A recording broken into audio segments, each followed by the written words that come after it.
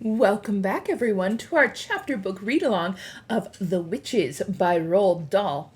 Now, we have just barely scratched the surface of the story, but so many things have happened. I have a little challenge for you. While I am giving my review, I want you to think about and see if you can remember some of the ways that you can distinguish a witch in this book. So, let's do our quick review of what's happened so far. We have a main character, a little boy. We don't know his name yet, actually, which is interesting.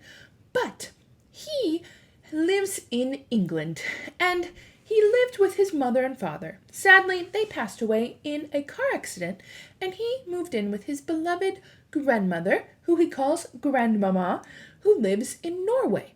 She tells him all about witches, and how she used to be a witch hunter called a witchophile. She helps him understand that witches aren't ladies who wear pointy hats or black all the time. They blend in with everybody else. We also learned that the thing that witches hate most are children. They want to make children disappear, and it is their goal to make one child disappear every week. Well, do you remember some of the things that Grandmama told us on how to see if a lady is a witch? Well, first thing she taught us is that witches are only women. They can look just like any other lady out there, except they have a few indications. First, they always wear gloves. Do you remember why they wear gloves?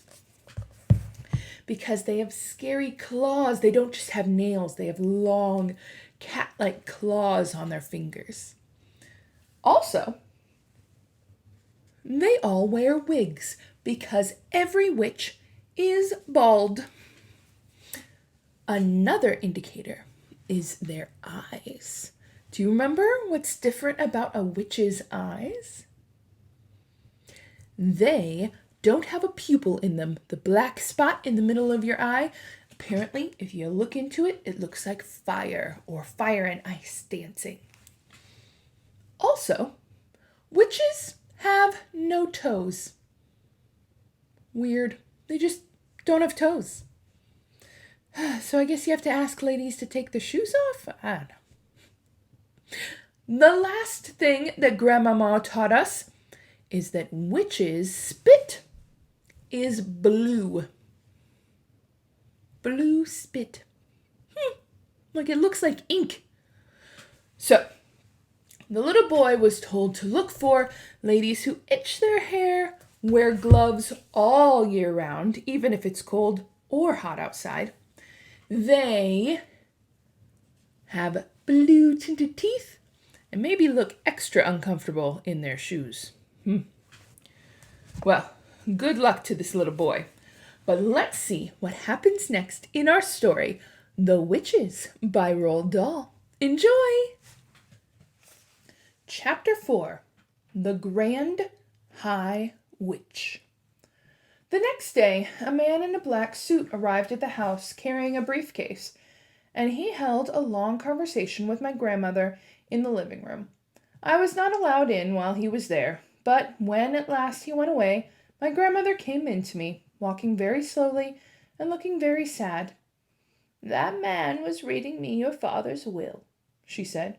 "What's a will?" I asked her. "It's something you write before you die," she said, "and in it you say who is going to have your money and your property. But most important of all, it says who is going to look after your child if both the mother and father are dead." A fearful panic took hold of me. "It didn't say you, Grandmama?" I cried. "I don't have to go with somebody else, do I?" "No," she said. "Your father would never have done that. He has asked me to take care of you for as long as I live, but he has also asked that I take you back to your own house in England. He wants us to stay there." "But why?" I asked. "Why can't we stay here in Norway? You would hate to live anywhere else. You told me you would. I know, she said, but there's a lot of complications with money and with the house that you wouldn't understand. Also, it's said in the will that although your family is Norwegian, you were born in England, and you have started your education there, and he wants you to continue going to English schools. Oh, Grandmama, I cried, you don't want to go and live in our English house. I know you don't. Of course I don't, she said, but I'm afraid I must. The will said that your mother felt the same way about it, and it is important to respect the wishes of your parents. There was no way about it. We had to go to England, and my grandmother started making arrangements at once. Your next school term begins in a few days, she said, so we don't have any time to waste. On the evening before we left for England, my grandmother got on her favorite subject once again. There are not as many witches in England as there are in Norway, she said. I'm sure I won't meet one, I said. I certainly hope you won't, she said, because those English witches are probably the most vicious in the world. As she sat there smoking her foul cigar and talking away, I kept looking at the hand with the missing thumb. I couldn't help it. I was fascinated by it and kept wondering what awful thing had happened that time when she had met a witch. It must have been something absolutely appalling and gruesome. Otherwise, she would have told me about it. Maybe the thumb had been twisted off, or perhaps she had been forced to jam her thumb down the spout of a boiling kettle until it was steamed away. Or did someone pull it out of her hand like a tooth? I couldn't stop trying to guess. Tell me what those English witches do, Grandmama. Well, she said, sucking away at her stinking cigar, their favorite ruse is to mix up powder that will turn a child into some creature or other that grown-ups hate. What sort of creature, Grandmama? Often it's a slug. Ugh. A slug is one of their favorites. When the grown-ups step on the slug and squish it, not knowing it's a child. Oh, that's perfectly beastly, I cried. Or it might even be a flea, my grandmother said. They might turn you into a flea. And without realizing what she was doing, your own mother would get out the flea powder, and then it's goodbye to you. You're making me nervous, Grandmama. I don't think I want to go back to England. I've known English witches, she went on, who have turned children into pheasants and then sneaked the pheasants up into the woods the very day the pheasant shooting season opened. Ouch, I said. So they get shot? Of course they get shot, she said. And then they get plucked and roasted and eaten for supper. I pictured myself as a pheasant flying frantically over the men with guns, swerving and dipping as the guns exploded below me. Yes, my grandmother said, it gives the English witches great pleasure to stand back and watch the grown-ups doing away with their own children. I really don't want to go back to England, Grandmama. Of course you don't, she said. Nor do I. But I'm afraid we've got to. Oh, which is different in every country? I asked. Completely different, my grandmother said. But I don't know much about the other countries. Do you even know about America? I asked. No, really, she answered. Although I have heard it said that over there the witches are able to make the grown-ups eat their own children. Never! I cried. Oh no, Grandmama, that couldn't be true. I don't know whether it's true or not, she said. It's only a rumor I've heard. But how could you possibly make them eat their own children? By turning them into hot dogs, she said. That wouldn't be too difficult for a clever witch." "Does every single country in the world have its witches?" I asked. "Wherever you find people, you find witches," my grandmother said. "There is a secret society of witches in every country." "And do they all know one another, Grandmama?" "They do not," she said. "A witch only knows the witches in her own country. She is strictly forbidden to communicate with any foreign witches. But an English witch, for example, will know all other witches in England. They are all friends. They ring each other up. They swap deadly recipes. Goodness knows what else they talk about. I hate to think." I sat on the floor, watching my grandmother. She put her cigar stub in the ashtray and folded her hands across her stomach. "Once a year," she went on, "the witches of each separate country hold their own secret meeting. They all gather together in one place to receive a lecture from the Grand High Witch of all the world." "From who?" I cried. "She is the ruler of them all," my grandmother said. "She is all-powerful. She is without mercy. All other witches are petrified of her. They see her only once a year at their annual meeting. She goes there to whip up excitement and enthusiasm, and to give orders. The Grand High Witch travels from country to country, attending these annual meetings." "Where do they have these meetings, Grandmama?" "There are all sorts of rumors," my grandmother answered. "I've heard it said that they just book into a hotel like any other group of women who are holding a meeting. I have also heard it said that some very particular things go on in the hotels they stay in.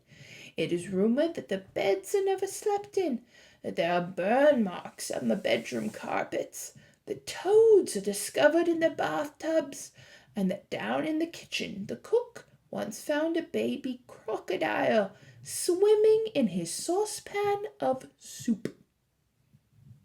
My grandmother picked up her cigar and took another puff, inhaling the foul smoke deeply into her lungs. "Where does the Grand High Witch live when she's not home?" I asked.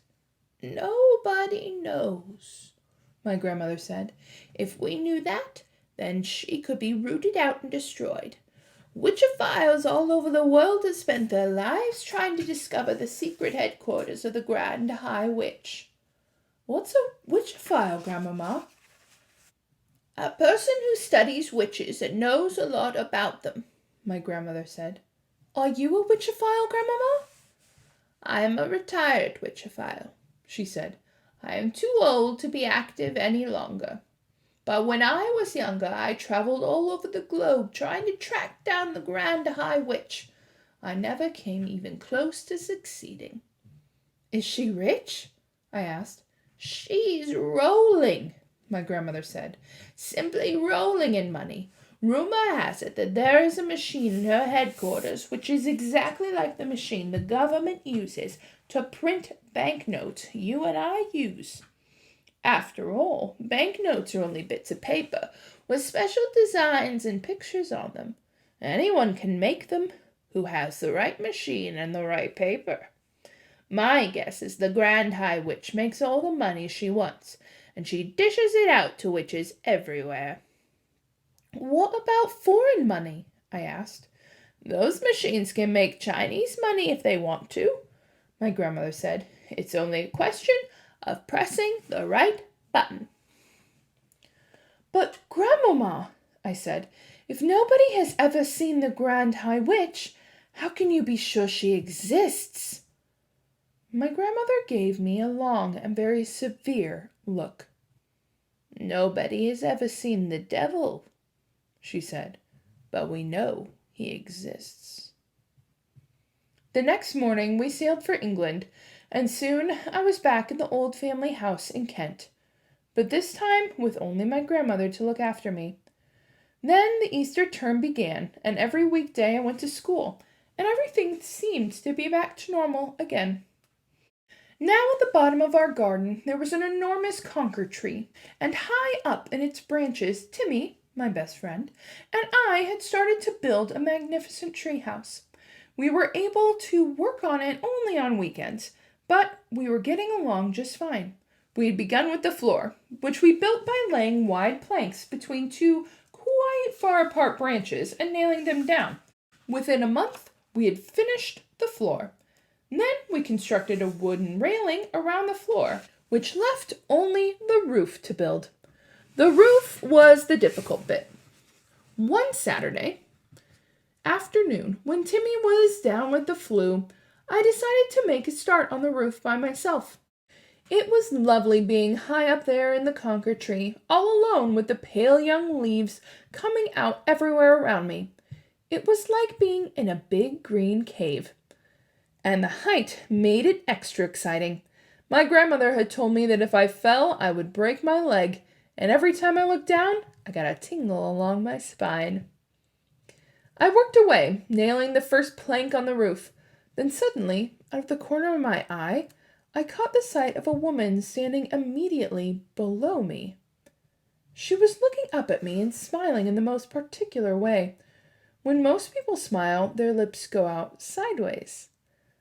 When this woman smiled, her lips went up and down, showing all her front teeth and gums. The gums were like raw meat. It is always a shock to discover that you are being watched when you think you are alone. And what was this strange woman doing in our garden anyway? I noticed that she was wearing a small black hat and had black gloves on her hands, and the gloves came nearly up to her elbows. Gloves! She was wearing gloves. I froze all over. I have a present for you, she said, still staring at me, still smiling, still showing her teeth and gums. I didn't answer. Come down out of that tree, boy, she said, and I shall give you the most exciting present you've ever had. Her voice had a curious rasping quality. It made sort of metallic sound, as though her throat was full of drawing pins. Without taking her eyes from my face, she very slowly put one of the gloved hands into her purse and drew out a small green snake. She held it up for me. It's tame, she said. The snake began to coil itself around her forearm. It was brilliant green. If you come down here, I shall give him to you, she said. Oh, Grandmama, I thought, come and help me. Then I panicked. I dropped the hammer and shot up that enormous tree like a monkey. I didn't stop until I was high as I could possibly go, and there I stayed, quivering with fear. I couldn't see the woman now. There were layers and layers and layers of leaves between her and me. I stayed up there for hours and kept perfectly still. It began to grow dark. At last I heard my grandmother calling my name. I'm up here, I shouted back.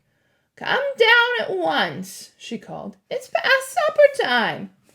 Grandmama, I shouted, has that woman gone? What woman? My grandmother called back. The woman with the black gloves. There was silence below. It was the silence of somebody who was too stunned to speak. Grandmama, I shouted again, has she gone? Yes, my grandmother answered at last. She's gone. I'm here, my darling. I'll look after you. You can come down now. I climbed down. I was trembling. My grandmother enfolded me in her arms. I've seen a witch, I said. Come inside, she said. You'll be all right with me. She led me into the house and gave me a cup of hot cocoa with lots of sugar in it. Tell me everything, she said. I told her. By the time I finished, it was my grandmother who was trembling. Her face was ashy and gray. I saw her glance down at the hand of hers that didn't have a thumb.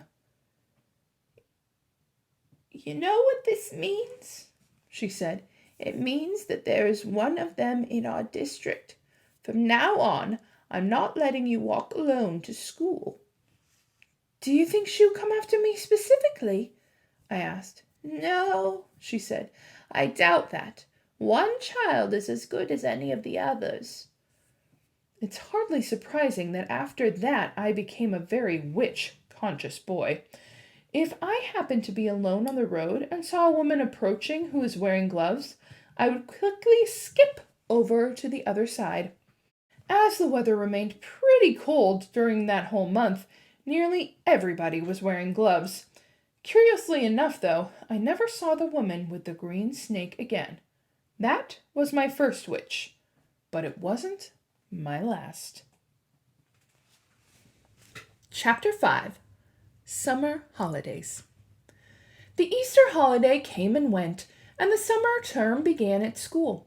My grandmother and I had already planned to take our summer holiday in Norway, and we talked about almost nothing else every evening.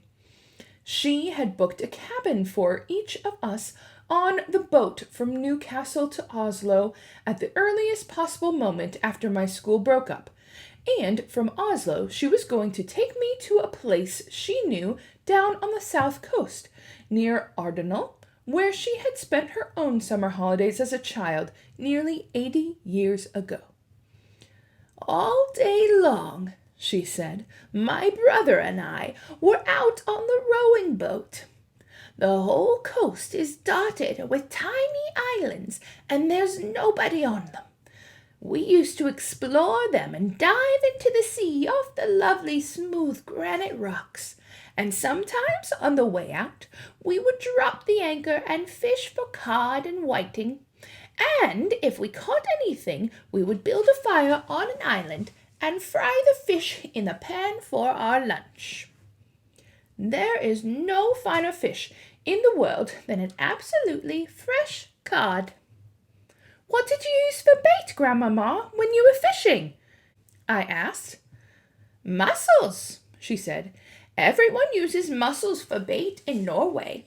And if we didn't catch any fish, we would boil the mussels in a saucepan and eat them. Were they good? Delicious, she said. Cook them in seawater and they are tender and salty. What else did you do, Grandmama?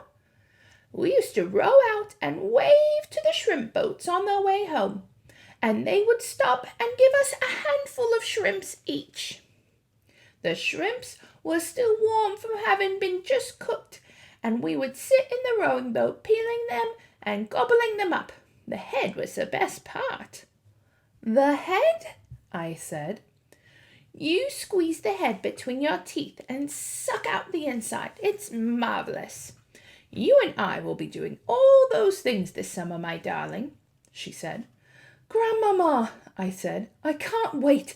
I simply can't wait to go. Nor can I, she said. When there were only 3 weeks of my summer term left, an awful thing happened.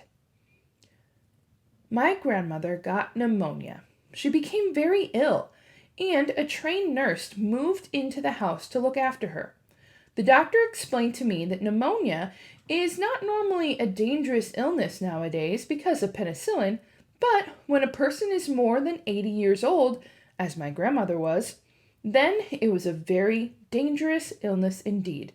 He said he didn't even dare to move her to a hospital in her condition, so she stayed in her bedroom, and I hung out outside the door while oxygen cylinders and all sorts of other frightening things were taken into her. Can I go and see her? I asked. No, dear, the nurse said. Not at the moment. A fat and jolly lady named Mrs. Spring, who used to come and clean our house every day, also moved in and slept in the house. Mrs. Spring looked after me and cooked my meals.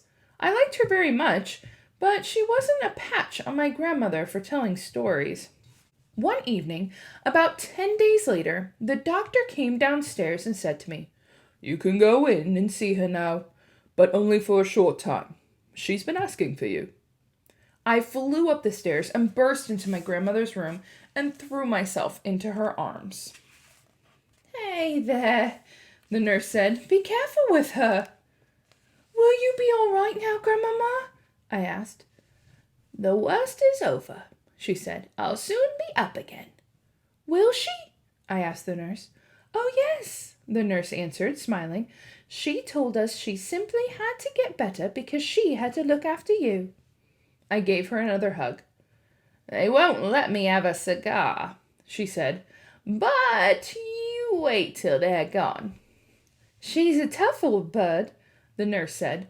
"We'll have her up in another week."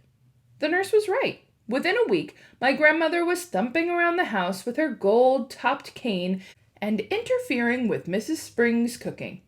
"I thank you for your help, Mrs. Spring," she said, "but you can go home now." "Oh, no, I can't," Mrs. Spring said. "Doctor told me to see that you take it very easy for the next few days." The doctor said more than that. He dropped a bombshell on my grandmother and me by telling us that on no account were we to risk the journey to Norway this summer. "Rubbish!" my grandmother cried. "I've promised him we'll go." "It's too far," the doctor said.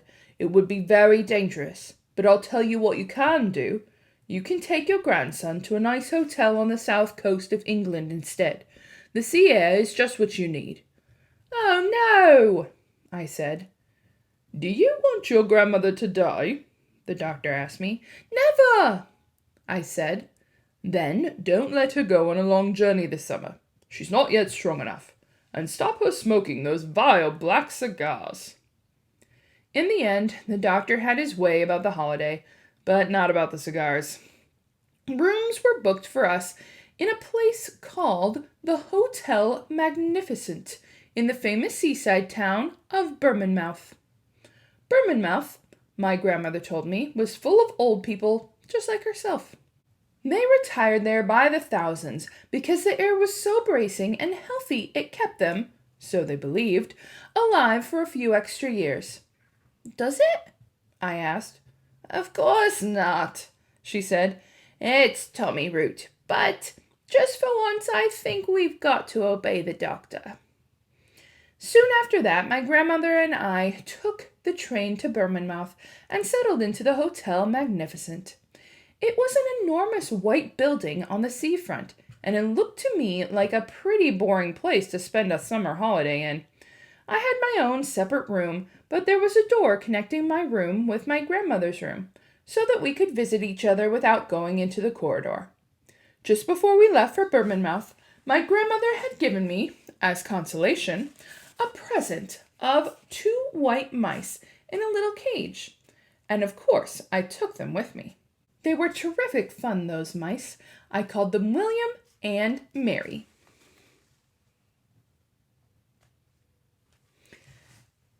And in the hotel, I set out right away teaching them to do tricks.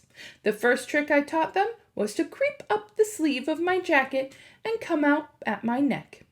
Then I taught them to climb up the back of my neck onto the top of my head. I did this by putting cake crumbs in my hair. On the very first morning after our arrival, the chambermaid was making my bed when one of my mice poked its head out from under the sheets. The maid let out a shriek that had brought a dozen people running to see who was being murdered. I was reported to the manager. There followed an unpleasant scene in the manager's office with the manager, my grandmother, and me. The manager, whose name was Mr. Stringer, was a bristly man in a black tailcoat. "I cannot permit mice in my hotel, madam," he said to my grandmother. "How dare you say that when your rotten hotel is full of rats anyway?" my grandmother cried. "Rats!" cried Mr. Stringer, going mauve in the face. "There are no rats in this hotel." "I saw one this very morning," my grandmother said. "It was running down the corridor to the kitchen." "That's not true!" cried Mr. Stringer. "You had better get a rat catcher here at once," my grandmother said, "before I report you to the public health authorities. I expect there's rats scuttling all over the kitchen floor, stealing the food off the shelves and jumping in and out of the soup." "Never!" cried Mr. Stringer.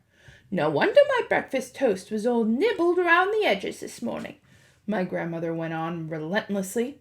"No wonder it had a nasty, ratty taste.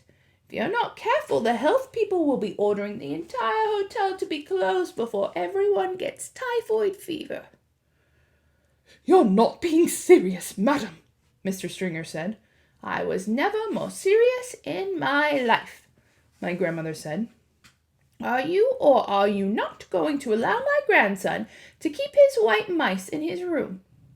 The manager knew when he was beaten. "May I suggest a compromise, madam?" he said. "I will permit him to keep them in his room as long as they are never allowed out of the cage. How is that?" "That will suit us very well," my grandmother said, and she stood up and marched out of the room with me behind her. There is no way you can train mice inside a cage, yet I dared not let them out because the chambermaid was spying on me all the time. She had a key to my door and kept bursting in at all hours, trying to catch me with the mice out of the cage. She told me that it was the first mouse to break the rules would be drowned in a bucket of water by the hall porter. I decided to seek a safer place where I could carry on with the training. There must surely be an empty room in this enormous hotel. I put one mouse in each trouser pocket and wandered downstairs in search of a secret spot. The ground floor of the hotel was a maze of public bathrooms, all of them named in gold letters on the doors. I wandered through the lounge, and the smoking room, and the card room, and the reading room, and the drawing room. None of them were empty. I went down a long, wide corridor, and at the end of it I came to the ballroom, where there were double doors leading into it. And in front of the doors there was a large notice board on a stand. The notice board said, "RSPCC meeting. Strictly private. This room is reserved for the annual meeting of the Royal Society for the Prevention of Cruelty to Children." The double doors into the room were open, and I peeped in. It was a colossal room. There were rows and rows of chairs, all facing a platform. The chairs were painted gold, and they had little red cushions on the seats, but there was not a soul in sight. I slided cautiously into the room. What a lovely secret silent place it was. The meeting of the Royal Society for the Prevention of Cruelty to Children must have taken place earlier in the day, and now they had all gone home. Even if they did suddenly come pouring in, they would be wonderful, kind people who would look with favor upon a young mouse trainer going about his business. At the back of the room, there was a large folding screen with Chinese dragons painted on it. I decided, just to be on the safe side, to go behind this screen and do my training there. I wasn't a bit frightened of the Prevention of Cruelty to Children people, but there was always a chance that Mr. Stringer, the manager, might pop his head round the door.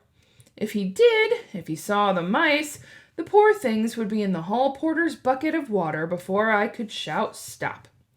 I tiptoed to the back of the room and settled myself on the thick green carpet behind the big screen. What a splendid place this was, ideal for mouse training. I took William and Mary out of my trouser pockets. They sat beside me on the carpet, quiet and well behaved. The trick I was going to teach them today was tightrope walking. It was not at all difficult to train an intelligent mouse to be an expert tightrope walker, provided you know exactly how to go about it. First, you must have a piece of string. I had that. Then you must have some good cake. A fine currant cake is the favorite food of white mice. They are dotty about it. I had brought with me a rock cake, which I had pocketed while having tea with Grandmama the day before. Now, here's what you do. You stretch the string tight between your two hands, but you start by keeping it very short. just about 3 inches. You put the mouse on your right hand and the little piece of cake on your left. The mouse is therefore only 3 inches away from the cake. He can see it and he can smell it. His whiskers twitch with excitement. He can almost reach the cake by leaning forward, but not quite. He only has to take 2 steps along the string to reach his tasty morsel. He ventures forward, one paw on the string, then another. If the mouse has a good sense of balance, and most of them have, he will get across easily. I started with William. He walked the string without a moment's hesitation. I let him have a quick nibble of the cake just to whet his appetite. Then I put him back on my right hand. This time I made the string longer. I made it to about 6 inches long. William knew what to do now. With superb balance, he walked step by step along the string until he reached the cake. He was rewarded with another nibble. Quite soon, William was walking a 24-inch tightrope, or rather tight string, from one hand to the other to reach the cake. It was wonderful to watch him. He was enjoying himself tremendously. I was careful to hold the string near the carpet, so if he did lose his balance, he wouldn't have far to fall. But he never fell. William was obviously a natural acrobat. Now was Mary's turn. I put William on the carpet beside me and rewarded him with some extra crumbs and the currant. When I started going through the same routine all over again with Mary, my blinding ambition, you see, my dream of dreams, was to become one day the owner of a white mouse circus.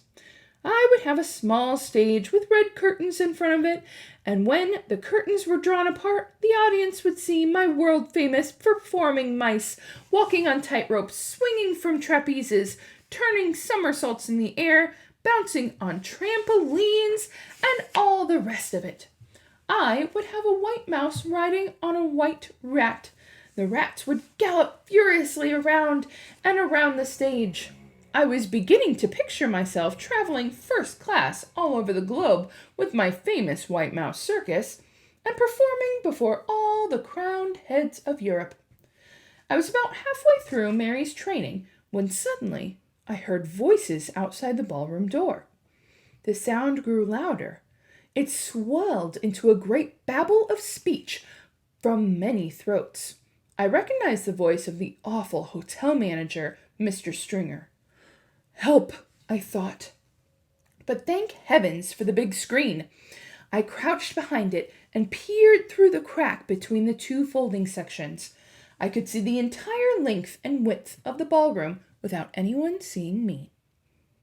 Well, ladies, I am sure you will be quite comfortable in here, Mr. Stringer's voice was saying. Then in through the double doors he marched, black tailcoat and all, spreading his arms as wide as he ushered in the great flock of ladies. If there's anything we can do for you, do not hesitate to let me know, he went on. Tea will be served for all of you on the Sunshine Terrace after you have concluded your meeting. With that, he bowed and scraped himself out of the room, as a vast herd of ladies from the Royal Society for Prevention of Cruelty to Children came streaming in. They wore pretty clothes, and all of them had hats on their heads. All right, so let's discuss chapters 4 and 5 of The Witches. Chapter, we learned some news that our main character and his grandmother have to go where? Back to England. That's where his parents wanted him to grow up and finish school. They understand that Norway is important, but he was born in England and he started his school in England. So they wanted him to finish there. Live with his grandmother, but they would move. So his grandma and him talk a little bit about witches some more, right? And are there more witches in Norway or in England? There's actually more in Norway. But there's something different about the ones in England, isn't there? They are more vicious. They have so many things that they do that is so much worse than the others. We learned about one other person, very important. She's called the Grand High Witch. What does she do? She rules over all of the witches. She gives the rules. She gives speeches to make them excited. She goes around and sees all the witches in all the different countries and has a meeting once a year in every country. Sounds like, first off, a lot of meetings. Second off, a very powerful, scary person. We also learn about something called a witchophile.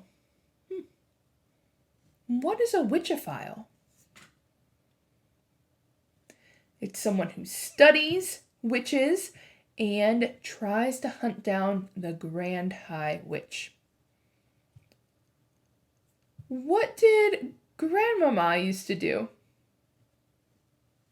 She was a witchophile, so she searched the globe for this Grand High Witch and said she never came close. At the very end, our main character thinks that he met a witch.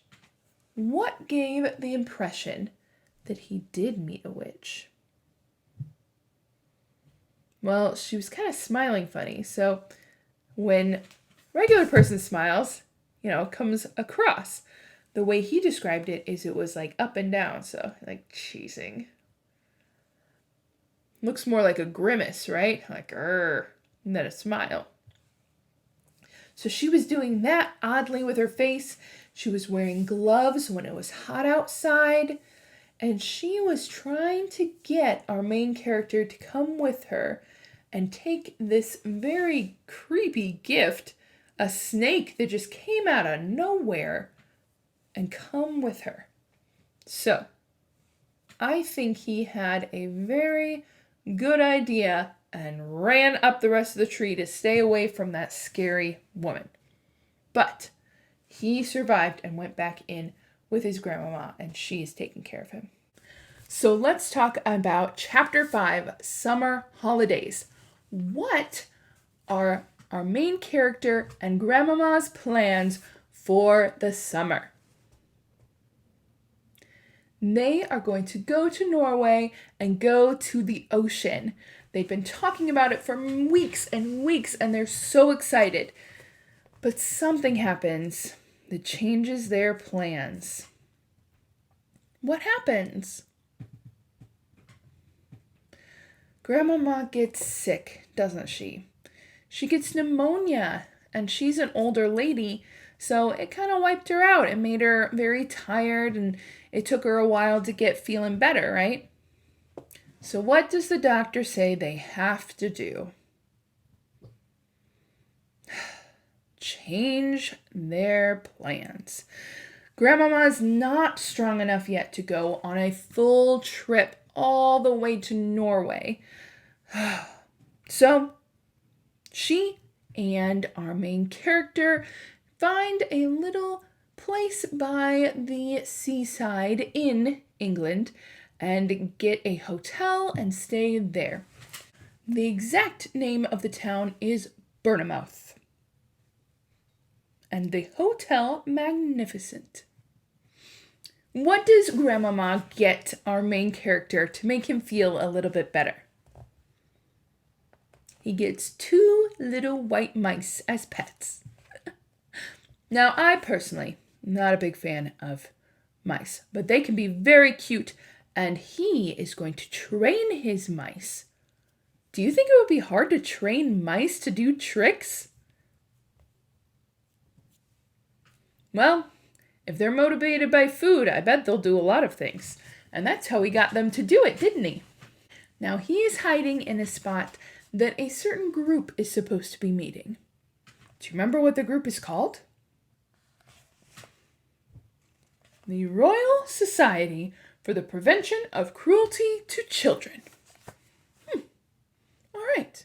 Well, we find at the end of this chapter they're coming in for their meeting. Guess we'll have to see what this group of ladies is all about when we continue The Witches by Roald Dahl. Can't wait to see you next time.